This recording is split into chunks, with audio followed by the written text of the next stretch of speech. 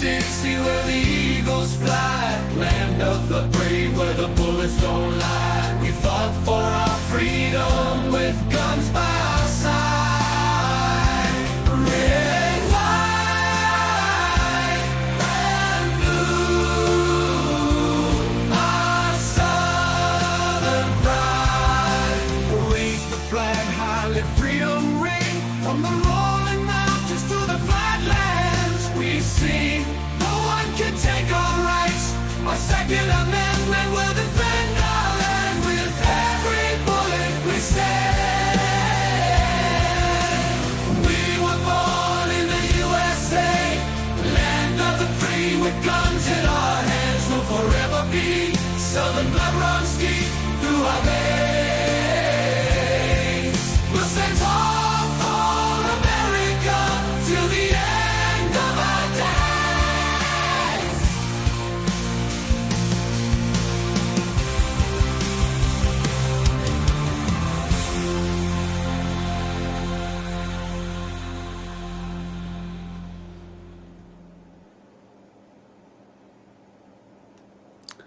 Hey there, I'm Sully, and as always, welcome to the Gun Club. Alrighty, sorry I'm a little bit late getting the stream started tonight. For those of y'all who don't know, it's been kind of a, crazy day in the news world, so to speak. There's been a lot of stuff happening. Now, I'll be honest with you, I haven't been around much recently, and for that I'll apologize. I will just say this. I've been in a class that is had to go in about every day at about 7:15 in the morning, actually be logged in by 7:30 at the office, and get out around 4:30 in the afternoon. So it's been some long damn days. That being said, haven't been doing a lot of night streaming or a lot of late night streaming because hell, if I've got to be out the door like by 6:45, 7 o'clock to be in the office and logging in, well, we'll just say that, not really up to staying up too late and doing streams or shows or that kind of stuff. But don't worry, I will be making it up to y'all. Beyond that, I want to welcome everyone tonight. We are live on both YouTube and Rumble. And I'll tell you, yesterday, I was just getting home when all the blow up was happening about, oh my God, Alex Baldwin, the charges are dismissed. I was like, how the hell did that happen? Started researching it, had a couple of people reach out to me. One suggested, oh, we need to do something. We need to stream. We need to do this. We need to do that. I was like, dude, I'm beat. I'm tired. I just want to take a nap. You know, I am not a morning person. For anyone who knows me, I am not a morning person. Not now, not ever going to be. Fine. My normal shift at my new job is going to be, 7P, 7A, work the overnight, kind of nocturnal. And it fits perfectly with my routine, my body clock. So, yeah, having to do a week of orientation and be in there at like 7:30 in the morning logged in, it's too bright and people-y out there. That sucks. Yeah, that kicked my ass. On the good side, though, I did manage to pass my class and get through. Did pretty well on my final, so I will take it. It's done. It's over with. And I go back on my night shift on Monday night. So, yay. Beyond that, like I said, people wanted to do something last night, do a show, do a stream, do a this, do a that. And I said, I just don't feel up to it. And then we got to do something on Alec Baldwin. I said, okay, how about I do all the research tomorrow and we get the Baldwin stream out Saturday night. Cool. Well, unfortunately, one of the people who was going to help me out with the stream, she had something come up at the 11th hour. She couldn't make it. And I say, I'm fine with that. Totally cool. I get it. I hope everything works out wonderfully for her. I know she's got, the reasons going on I won't get into, but she had some stuff come up. Totally fair.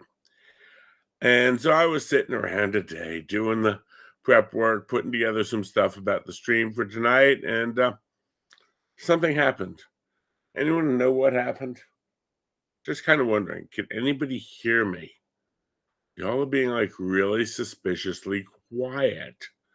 Now, I don't normally Talk about people being too quiet, but people are being really quiet. Now, I know we're live on Rumble, we're live on YouTube, or so it looks like, but does anybody know we're out there? Hello, over here? Anybody? Anybody? Bueller? Bueller? Oh, I hope someone hears me. Anyway, beyond that, if they don't, I'm talking to a wall. That's okay. I've talked to a wall before. What do I have here? Okay, Minnie says she can hear me, so at least one person's listening. Rock on. Yeah, no one's like doing anything in the chat. It's, as they say, it's the live chat, but it's the deadest live chat I've seen in a while. Let me guess. Everybody is streaming someone else talking about some other firearms related event. Yeah. Well, I debated doing something on that, and quite frankly, I will give you the 15-second, 20-second version of it. Former President Trump, current presidential candidate, was speaking at a rally in Pennsylvania today. You heard shots ring out. He grabs the side of his head, turns, ends up going to the ground, down behind the protective barrier that's there.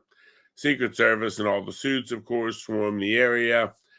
They're checking on him. They get him stood up. They're trying to get him out of there. And you can see there is a wound to the top of his ear. Superficial appears. Some blood coming down his face. And most likely, again, if you go this way, it's going to drip forward. So I'm guessing that's what it was. That was the only place he was hit. And before the Secret Service were able to physically get him off the stage, because they were trying to get him off the stage into a place of cover and concealment very, very aggressively. He wanted to get his shoe back on that he lost when he went to the ground somehow. And he wanted to stand up and scream, "Fight, fight, fight." Yeah. Yeah. Someone just took multiple shots at you, winged you in the ear, trying to put one like in the head. And you're out there screaming, "Fight, fight, fight." Folks, if you thought the picture of him on his mugshot shirt was bad, yeah, guess what? I got news for you. This next one, he's going to make much of this, and it's going to rock. And I'm sorry, but we have two candidates running for president without getting overly political. We've got one who literally the Secret Service is trying to pull him off the stage, and he's like, "I'm fine. I want to keep going. Fight, fight, fight." And the other one, well, when he keeps going, they just have to change his pants. But, it happens. So, yeah, what are you going to do? It's, kind of one of those days. Alrighty, well, I see Minnie has managed to wander her way into the house. Yeah, she's just still in shock. I will agree. I'm definitely a little bit dazed and confused myself. This was not the stream I planned on having tonight, but we're going to do Alec Baldwin. And one reason I'm not going to do a bunch more about Trump, really simply, yes, he was rushed off the stage by Secret Service. Yes, they, stuffed him in the Suburban. Yes, they took off and took him to the hospital. He has already tweeted or truthed out from the hospital that he's fine. To let you know, there was one bystander who was mortally wounded at the event, and there was another person who was seriously wounded, although has not passed away yet, is in surgery from the event. The bad guy in question is down, most likely taken out by a law enforcement counter sniper. That's really all the definitive news. I've heard reports of who the name was, or how they got a rifle in, or how they could have possibly set this up. So much of it is so speculative. I'm not going to go down the same way that like the media is going down. God, at one point today, CNN was trying to say that Trump fell during his rally. No, he took cover from incoming gunfire. I'm sorry, CNN. Then again, they also said that this get together in Kenosha that burned down multiple buildings was mostly peaceful, as commercial buildings raged in flames behind them. So, yeah. Um, if you want to get some updates, I've been doing quite a few posts over on my more political channel over on the other one. If you know what it is, check those out if you want. Again, I get a little bit more deep into the politics side there. I just like to talk about guns and gun stuff here. It's more fun. The hell. So, much to my shock, and I won't say dismay, I mean, I'm not really upset, emotionally upset that Alec Baldwin is getting off. I am a little bit surprised, and it is on a legal technicality, and I'll go through the technicality. And when we go through the technicality, personally, the judge made a decision. She came up with a ruling, a judgment. Little do we know, that's why she wears the black dress, because she makes judgments. Yeah. So she made this judgment, man. Just let you know, tonight's one of those nights. A little bit caffeine down. Yeah. Got the caffeine going on here. Let's see here. Yeah, we're definitely keeping caffeinated for this show tonight because, this whole day shift, rotate back on a night shift kind of sucks. Let's see what you got here, Mel. A little bit more on the Trumpowitz situation. Fox reported it was an AR, then went into an explanation about how that's not an AR. Well, they're right. I mean, now I will say, truth, honestly, the AR, Armalite rifle, was originally designed to be an automatic rifle for the military. They then made a civilian version of it, or civilian variant. The military one has the military designation of M4s, M16s, things like that. Different variants based on, how it's set up, the length of barrel, that type of thing. But no, it's not an automatic rifle. And at least they did that. They'll give them credit for doing that right. But anyway, back to Baldwin. Yesterday afternoon, he got his indictments dismissed with prejudice, which means most likely, and I'm not 100% on this one, I'm not an attorney, and even if I was an attorney, I'm not a New Mexico attorney. And so there's some weird situations going on here. At the simplest level, the judge in the trial got upset with the prosecution for some things.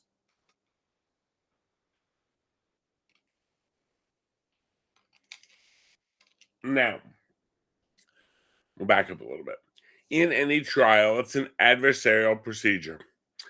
If it's a civil case, it's person A versus person B, or company A versus person B, or whatever, people, companies, whatever.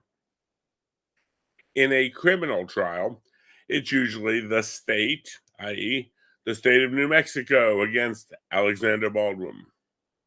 So from that standpoint, we have, the state is the prosecutor.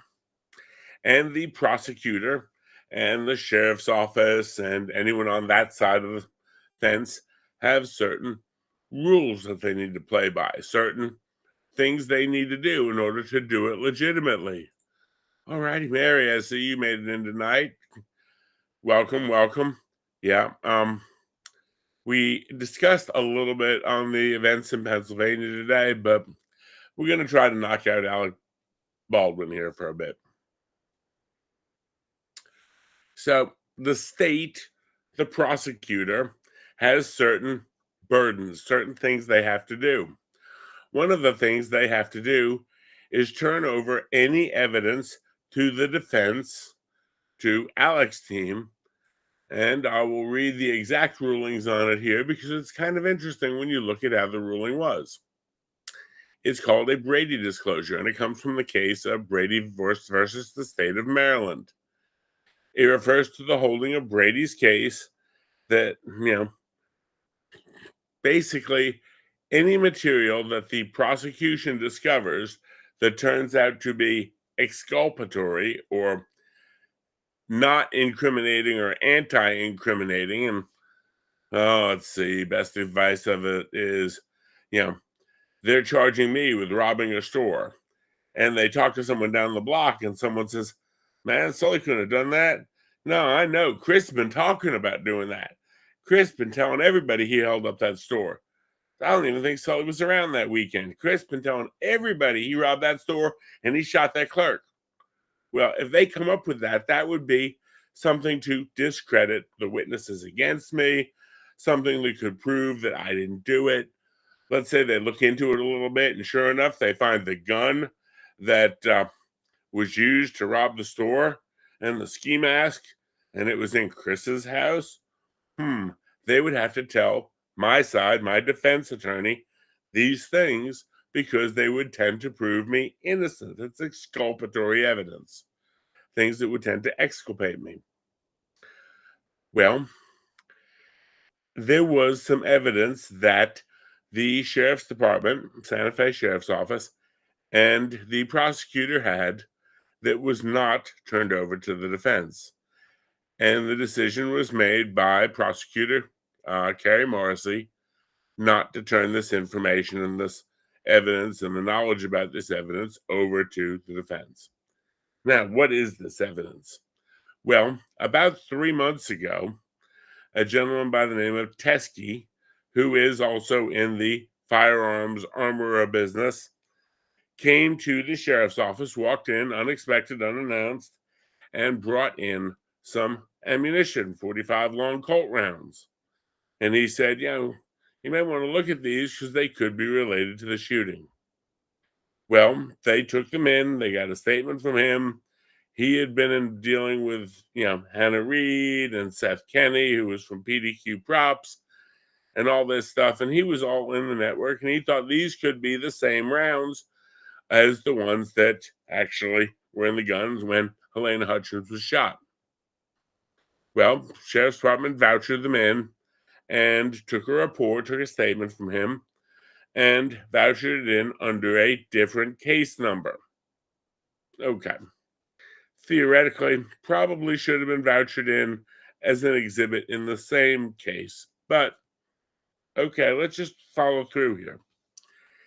Well, as a result of that, the prosecutor did not find out immediately about these rounds. She found out shortly after. The assistant prosecutor, Erlinda, I think. She didn't find out until yesterday about these rounds when the defense was interviewing one of the evidence techs. They brought these rounds up. Well, are you familiar with these rounds? Well, yes. Well, it turns out the fact that these rounds, the other ones, existed was never disclosed as part of the Brady required disclosures to the defense. Okay. Well, this could or could not be a bad thing. They had a long discussion at the bench, which we couldn't hear what was said. Basically, the attorneys legaling each other, trying to determine what's going on. The defense was stating, basically, they failed to turn over all the discovery. They're trying to hide evidence from my client that could have proved him innocent. The prosecutor, Carrie Morrissey, was saying, I didn't hide anything. I didn't even see it as being relevant. Well, the Judge Summers decided that it was relevant. She further decided that it should have been turned over. And the fact that it wasn't, she basically accused the prosecutor of deliberately hiding exculpatory evidence and thus dismissed all the charges with prejudice, which should prevent any further charges related to this case. Okay. That is how Alec Baldwin got off. Okay, so far so good. Now, let's take this apart a little bit and tick-tock it and see how it works. Let's dissect it a little bit. Did Carrie Morrissey know about these in time to disclose them? Yes. Did she disclose them? No. She's openly said that. She was testifying under oath yesterday during the discussion, during these motion hearings, where the defense was stating that they make a motion that all the charges be dropped because they're not playing fair. And any good attorney, prosecutor, defense, any good criminal attorney knows a Brady violation is kind of scuzzy. It's kind of like that's playing really, really dirty. You don't do that. Number one, because it's the state, the government, basically hiding evidence that would prove someone innocent just to get a win and put them in jail. Prosecutors are not there to just win. Prosecutors are theoretically there to get justice. Defense attorneys are there to win at all costs. That's why some defense attorneys kind of get a reputation of they do anything to get their client off. Prosecutors aren't supposed to be about winning. They're supposed to be about representing the people, all of us, and doing that in court. So that's kind of where we are. All righty. Eric, good morning. Welcome aboard. Not sure if you've been here before, but we're sort of dissecting the whole train wreck that happened with the Baldwin trial. Or it didn't happen with the Baldwin trial, I guess you could say. So here we have Carrie Morrissey, the prosecutor, Erlinda, the second chair. Erlinda gets so upset she resigns at lunch because she said that, well, she didn't realize that Carrie Morrissey was playing so dirty with a Brady violation. Okay. Carrie Morrissey freely admits, no, I didn't mention that this guy brought these rounds in. I didn't send them to the lab for testing. I didn't add them to any item inventory. Now, her reasoning and her logic behind all this is very interesting. From her perspective, her thought process is these rounds, are they really involved in this case? They came from someone in the firearms industry who worked in conjunction with one or two of the other parties, who shared ammunition back and forth with the other parties. These rounds were not on the set of Rust, the movie. These rounds were not in the possession of anyone on the set of the Rust movie. The guy who turned in the rounds was not on the set of the Rust movie on the day of the shooting. This question as to whether or not, if before the day they were brought to the police department, these rounds were even in the state of New Mexico, or whether they were actually in Texas. No one knows where these rounds were, but they knew they weren't on the set. They weren't in everything that was inventoried on the set. So Carrie Morrissey, the prosecutor, special counsel, basically felt and decided and thought that these are not particularly related. The judge, however, decided that they were related. And the judge decided to, well, throw everything out because of these rounds. Now, there's a lot of discussion and a lot of questions about those rounds. And we're going to go through some of that tonight. One question. If somebody is being charged, let's use the DUI scenario. The defense is trying to defend somebody who was drunk and ran someone over in a crosswalk. That's bad, by the way. Now, there's a lot of talk about who bought them how many drinks at the bar, how many drinks the bartender served them, whether or not the bouncer should have let them leave, whether or not the DJ was giving them free drink coupons. Yeah, we can have all that discussion, but the person was still in the car driving home, schnockered drunk, and killed someone. As much as Mr. Baldwin was trying to get into, well, where the bullets came from and what the armorer did and what all this stuff, well, We're going to get to that here in a moment because who knows what's going on with that. But there's been a lot of discussion about that as well as some other things. So now here we are. It's day 4 of the trial. And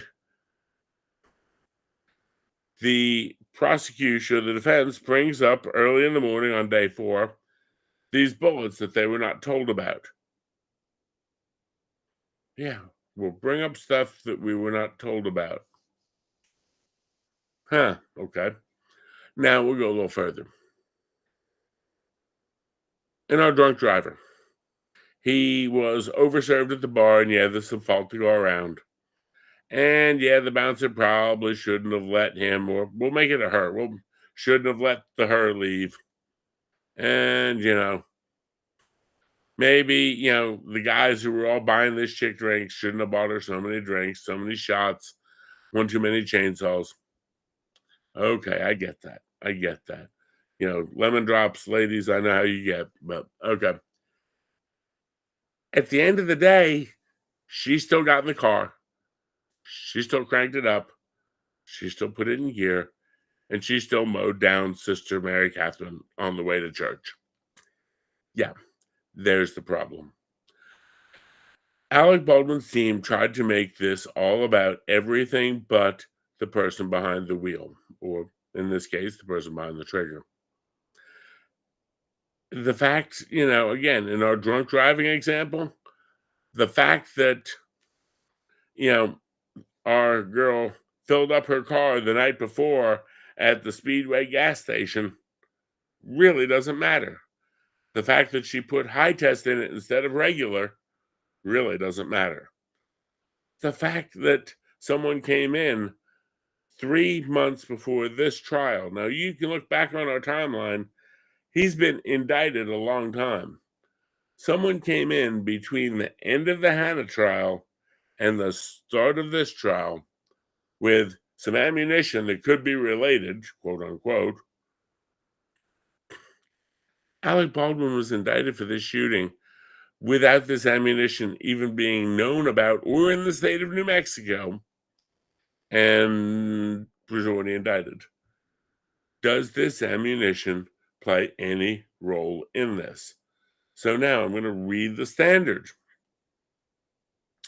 A defendant's request for Brady disclosure refers to the holding of the Brady case and numerous state and federal cases subsequently that interpret its requirement that the prosecution disclose material that is exculpatory evidence to the defense.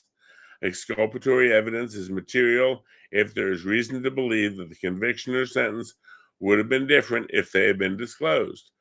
Brady evidence can include statement of witness or physical evidence that conflicts with the prosecution's witnesses, or evidence that can be used to impeach the credibility of a prosecution witness.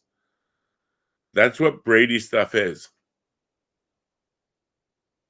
Okay. If they had been disclosed, did that change the facts of the shooting at all? Did that mean the gun was in someone else's hand and not Alec's? No. Did that mean that he did not pull the trigger? No. Did that mean that the gun just went off by itself? No. Let's say they got a report from somebody who had formerly owned this gun and sold it and got rid of it. And the reason he got rid of it is because he thought it was dangerous, because 2 or 3 times he took it to the range and the damn thing went off by itself. If they had that statement, by all means, totally exculpatory, would totally need to be turned over. And if Carrie Morrissey did not turn that over, I would say not only dismiss the case, but take Miss Morrissey's little bar card and cut it up in little bitty pieces and let her eat it with salt and ketchup. But this isn't that. This is these other bullets that weren't on the scene, weren't in the gun. They may be related. Now, many asked an interesting question. How much did Baldwin's team pay the judge? I can't say that Judge Summers took a bribe, although I can say that I don't agree with Judge Summers' ruling. And that's a simple fact. I'm not a lawyer. I'm not a judge. I don't have the pretty black dress and the little hammer thingy. Guess what?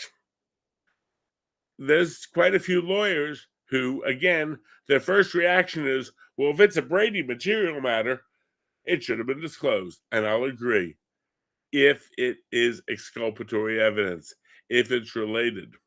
Now, interesting footnote to Brady. This Brady was around 1960s, early 70s. We have case of Bagley. Now that was 85. Now they kind of reined Brady in a little bit with Bagley. Now in Bagley, the court narrowed the reach of Brady by stating the suppressed evidence had to be exculpatory and had to be material for a violation to result in the reversal of a conviction. Harry Blackman wrote in Bagley, only if there is a reasonable probability that the evidence had the evidence been disclosed to the defense, the result of the proceeding would have been different. A reasonable probability is the probability sufficient to undermine the confidence in the outcome. So, okay, reading Brady, reading Bagley, that's nice. Let's go one step further. We've read Brady and Bagley. How about we read some Baldwin? Because quite frankly, I think we probably need to read Baldwin, so that will give you a little bit more idea of what's going on with all this. Now, let me see, pull up here, read Baldwin, and I've had to try to blow this up a little bit for us, see how well I can make it share. Let's see here. Turn this one on, and I'm going to grab this here.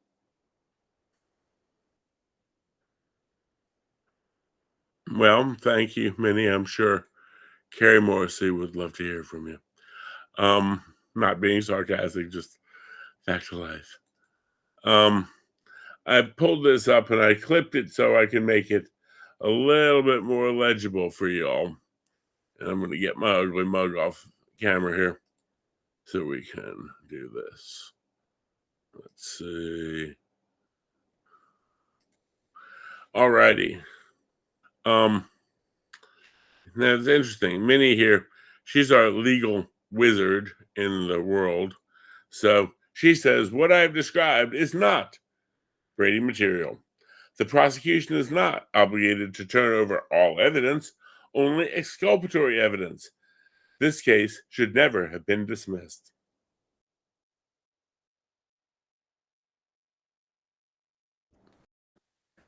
Minnie, thank you very much.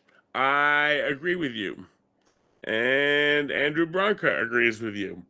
As a matter of fact, I was sitting in a stream with Bronca tonight when all this stuff jumped out about Trump because, I was in the private chat on the members page and it doesn't make sense.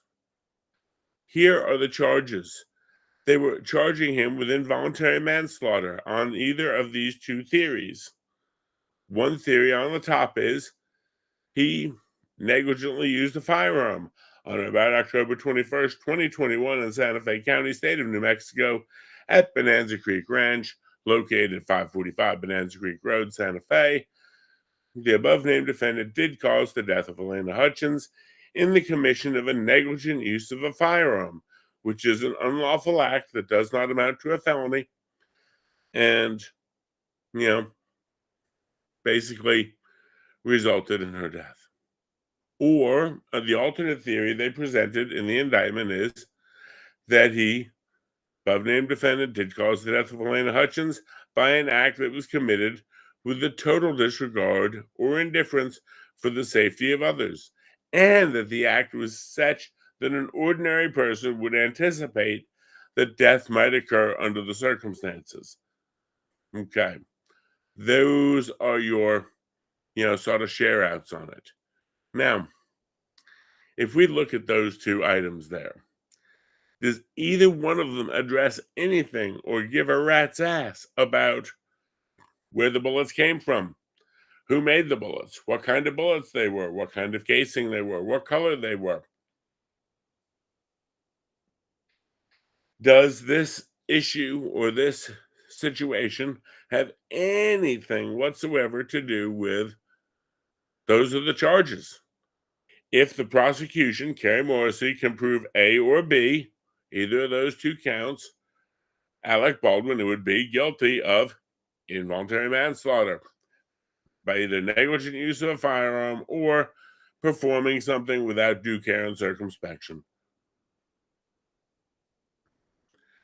Folks, I'm not an Alec Baldwin fan, but I'm also not necessarily like a raging Alec Baldwin hater. I'm trying to be honest here. Now, you're going to get in the media right now, oh, well, Carrie Morrissey committed a Brady violation and she should get sanctions for it. Really? What Brady violation? As even Mel said, our paralegal in the corner over here, that now this doesn't make any sense. On the other side of that coin, what do we have? I'm not quite sure where this goes, but I don't see this making a whole lot of sense. Now, I may be right, I may be wrong, but at the end of the day, folks, I've got a problem with this, and it's kind of a big problem. And the problem I have is primarily the case got thrown out, dismissed with prejudice. Carrie Morrissey is facing sanctions. Her former second chair is throwing her under the bus. She actually was interviewed by Chris Cuomo today. Yeah, he's back in the media again. Apparently, his fake COVID and covering for his brother killing all the old people and groping female co-workers. Yeah, Chris Cuomo's back in the media. And so is Jeffrey Toobin. Lubin Toobin, we know who that is. I've got so many questions. One, y'all ladies are bringing up, yeah, how much, someone needs to look at the judge for a bank account or something else. I have a second issue, and this is even more conspiratorial. These rounds that were brought in 3 months ago that were vouchered under a different case number, thrown in an evidence envelope and thrown in the evidence room. How did the defense know enough on day 4 of the trial to bring them up first thing in the morning? I mean, day 1 was like jury selection. How do we get to day 4 of the trial and they know all about them being there if they were never told about them? Remember, this whole thing was they never told us these existed. They never told us, and we couldn't test them, and this is clearly misconduct. So how do they know they were there? If they were brought in, given to the evidence tech, thrown in evidence thing, got a statement, threw it all together and put it in the evidence room and locked it up, how did the prosecution know about it? Now, Teskey is known to be good friends with Hannah's stepfather, Thel Reed. Is Thel, reach out to his buddy Teskey and helping out his little girl a little bit. Because Hannah's now got an appeal. Because again, this wasn't disclosed to Hannah, either one. You kind of see where I'm going, Mel. Gee. And I was told that, I needed a tinfoil hat when I brought this up last night in one of the groups. And I said, guys, something's weird. The defense knew all about them. They knew what you had and didn't turn over and had enough, number one. Number two, for the judge in one day, just basically by lunchtime, to hear all the arguments on it and make a ruling like this on a Friday. Now, the fact it's a Friday, the judge had already dismissed the jury by 11 o'clock, told them to come back to Monday. Could the judge have said, look, this is a very, very, very deep situation. I want to look into this over the weekend and think on it real long and hard before I do this? Or did the judge over lunch decide that, we can throw this case out? Now,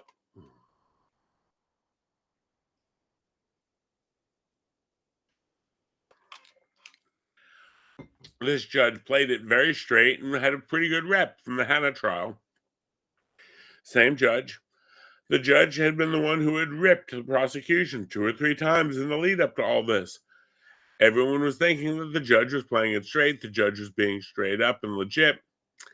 But for some reason, something happened. And that's where it just gets weird. Or at least weirder. But speaking of weird things happening, I'm going to throw this one out there. Folks, if you would, I want to give a special shout out to our sponsor for tonight, 4Patriots. If you're not familiar with 4Patriots, they make all sorts of wonderful, cool preparation and prepper toys. 2/3 of Americans are at risk of blackouts, either from heat waves, not to mention the weather in the summertime. Of course, we know in the winter, ice storms, lines down. Dealing with hot is bad. Dealing with cold can kill you. Well, are you prepared for dealing with the risk of blackouts from the heat wave? You can claim your power independence from the country's crumbling power grid with your Patriot Power Generator 2000X. Over 150,000 Americans trust these generators to run things like their fridge, their fans, CPAP, all sorts of things during an emergency. You can get yours today at patriots.com, or 4patriots.com, and it comes with a free 100-watt solar panel to charge it up. Now, if you want the ultimate blackout protection and a free solar panel, go check out 4Patriots. They've got their QR code up here on the screen. Honestly, I've gotten a lot of stuff from them over the years. They make really good stuff. They don't make junk. I've got some stuff I've used from them for camping. Even if you're just into camping and outdoor stuff, I'll tell you, these little power generators are kind of cool. We had one when we were doing a get-together, and it was funny because during the daytime, we had it all charging up with the solar panel, and at night, we had LED lights up inside our booth, and we were able to turn them on, and all the other booths were trying to use lanterns and everything else, and meanwhile, we had like LED string lights racing around inside our booth. Everyone's looking at us like, how'd you do that? I was like, that little power generator there, we charge it during the daytime, we run it at nighttime. And they're like, can I charge my phone off it? Plenty of plugs, go for it. So yeah, like I said, they make quality stuff, and I appreciate 4Patriots. So definitely check them out if you get a chance. They sponsor us here through Rumble. And again, we also have to always give our great shout out to Rumble because, hey, they have done wonders for us here. They let us talk about all sorts of stuff that may not be, well, we'll just say particularly politically correct, which, well, this one isn't too bad, but it may get there. Now, if I put on my tinfoil beanie, how did they know their rounds were there? Okay. They brought in something that was so unconnected that it got Carrie Morrissey to say, why would I turn it over? Because the rounds weren't even in the state on the day of the shooting. They weren't on the scene. They weren't there. This guy wasn't even there. This guy, Teskey, don't know what his connection is or what his, we know he's in the firearm industry. We know there's, stuff there, but I don't think that, knowing Thel Reed's reputation and Thel Reed and the person he is, I really hate to think that he would be involved with this one. Something is, kind of weird in that whole situation. And Mary, yes, his lawyers need investigating too. I bet there's money involved. It could well be. Again, the case up until this Friday surprise of sorts was not going well for Alec. Not going well at all. They were spending a lot of time in the case about where the rounds came from and what kind of brass they were made with and what the difference between regular and dummy rounds is and, where these rounds and who made these rounds. And really a lot of time drilling into the boxes of bullets on the trailer and how many boxes there were and this and that and the other. At the end of the day, they weren't talking. They weren't saying, well, no, no, no. Alec, didn't aim the gun at her. He was aiming it at the ground and it ricocheted off a rock and it's a freak accident. We could buy that. They weren't stating that, Alec didn't pull the trigger, although he said that several times. That got disproven. Well, now, because of this issue, they've basically gotten it thrown out. So, and like I said, Erlinda is doing the media tour, throwing Carrie Morrissey under the bus, swearing that she knew nothing about this until just yesterday. Okay, maybe she did, maybe she didn't. I can't get into that. What I can get into is obviously the defense knew enough about the rounds to bring them up. The judge says that these rounds, their presence should have been disclosed. It's clearly a Brady violation. The attorneys who have sat down and gone through the case and paid attention to it, Andrew Bronco being one of them, and you all know, yes, I won't say I sent for Bronco, but I've got a lot of respect for Andrew. He goes through very methodically and analyzes these cases. And his thing is, not only is it not exculpatory, it's not material any more than in the drunk driving situation, the person who made the tires that were on the car or where they filled up with gas yesterday. He also made the comment that, Karen Morrissey didn't tell the prosecutor how many cups of coffee she had that day, because that didn't have anything to do with the charges either. And nobody mentioned how many cups of coffee that Helena Hutchins had the day of the shooting, because that had nothing to do with it either. And nobody went out there and tried to inventory every little piece of cactus needle or dust or debris on the set, because they had nothing to do with this. They didn't sit and do lab testing on the type of wood that was in the benches. Why not? Well, because it's got nothing to do with the underlying case. You've seen what it takes to meet the charges of the underlying case.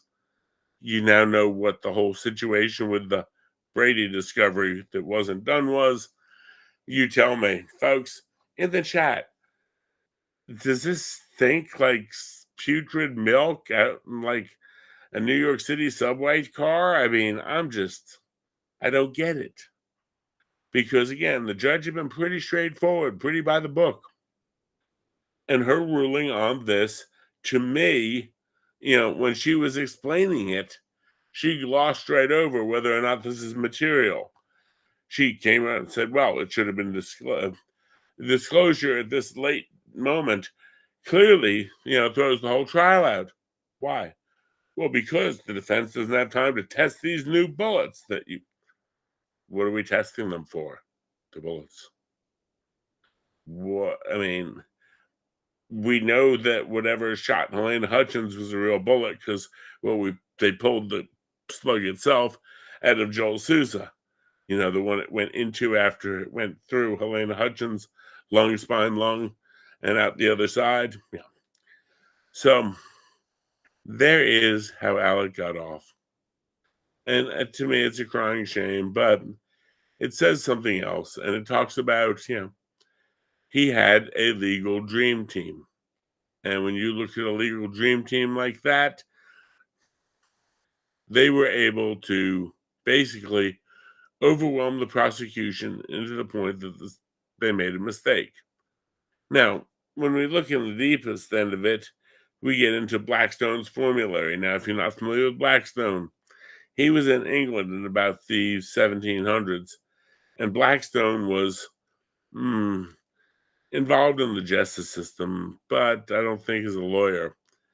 But there was a great deal of discussion there about how they felt that, it's better than 10 guilty men go free than one innocent go to jail. Yes, I agree with that. It really is. I get pissed off about it sometimes, I'm not going to lie, but, I would rather see 10 Maybe they're guilty, maybe they're not. They know they're really guilty. I'd rather see those 10 go free than our criminal justice system fall in on itself. So if there was prosecutorial misconduct, which is what they're saying, failure to disclose Brady material, okay. But this, I mean, are these rounds exculpatory or material to anything? What do we got? Many. I've become so incredibly skeptical of our justice system over the last several years. The Trump trials, the judge saying the Second Amendment wasn't relevant in her courtroom, and now this. Yeah. So, yeah, I will agree with you. I wonder on that one a lot. It doesn't make sense. It, doesn't really make sense at all. So, as far as the Baldwin material, that's pretty much all I've got on that one for tonight. If you've got a question on the Baldwin stuff and you want to hit me up or you want, me to do more on it or deep dive more into it, I don't see that there's going to be a lot more that can be done or is going to be done just because of the fact that, well, guess what? It is what it is. Judge Morrissey made a ruling. Well, not Morrissey, excuse me. Judge Summers made the ruling. Now, do I agree with her ruling? No. Is that ruling possibly going to get Hannah out? Maybe. Is there anything going to come from that ruling? Well, I'm hopeful that if people on up the line above her, like a chief justice of the local municipal or even the chief justice of their state Supreme Court, I'm hoping that anyone who says that this is material loses their lawyer's license. But what are you going to do?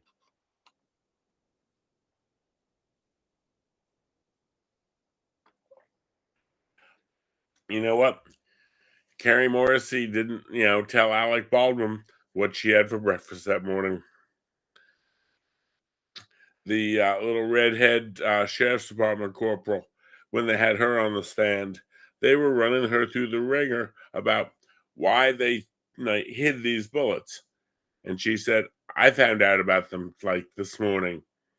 So the lead investigator on the case didn't know they were there.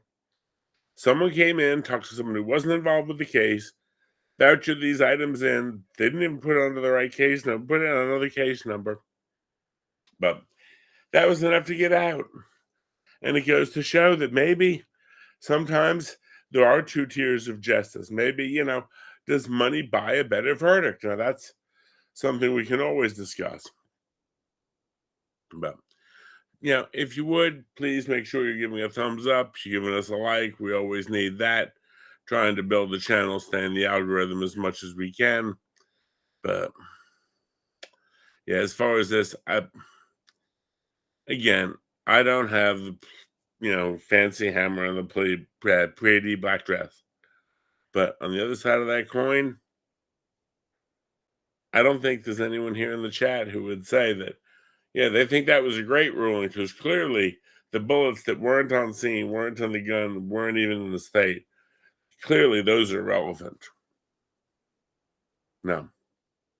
Alec Baldwin, in my opinion, used the firearm as a toy, treated it with a complete lack of respect, never followed his 4 rules of gun safety, like he even would know them. Well, they are on all the SAG guidelines pages, but anyway, he broke every rule in the book, but he got off. Because tie goes to the defendant every time. So that's where we're at with Alec Baldwin. Folks, I hope you've enjoyed it. I hope maybe you got something from it. Again, this was one of those things that I just didn't know how far it was going to go or what was going to go on with it, but I wanted to cover it and I wanted to explain the why, because you're going to hear in the week to come how Carrie Morrissey should be brought up on charges.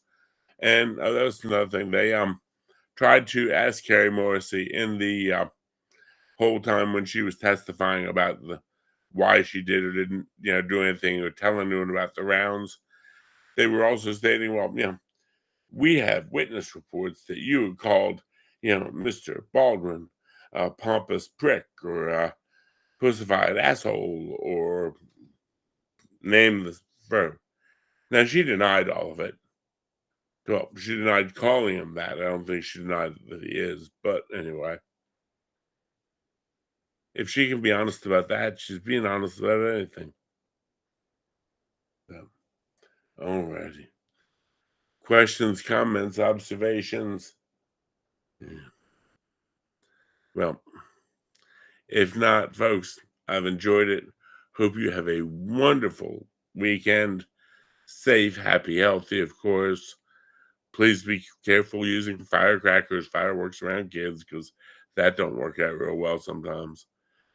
But we'll be back tomorrow because I've got some really deep dive stuff from the GOA regarding veterans and their 2A rights and some other stuff. Tomorrow night's probably going to be an earlier stream than tonight's was. But I will say this. Yeah, it's definitely going to be a buckle up thing. But since tomorrow's Sunday night and it's a school night, we may actually try to do it midday because I want to try to get it done and knocked out before I go back to work this week because it's kind of important. But, alrighty, folks. Well, I've enjoyed it. Hope you all got something. And I will leave you with the lovely and talented Sarah Gonzalez from Blake.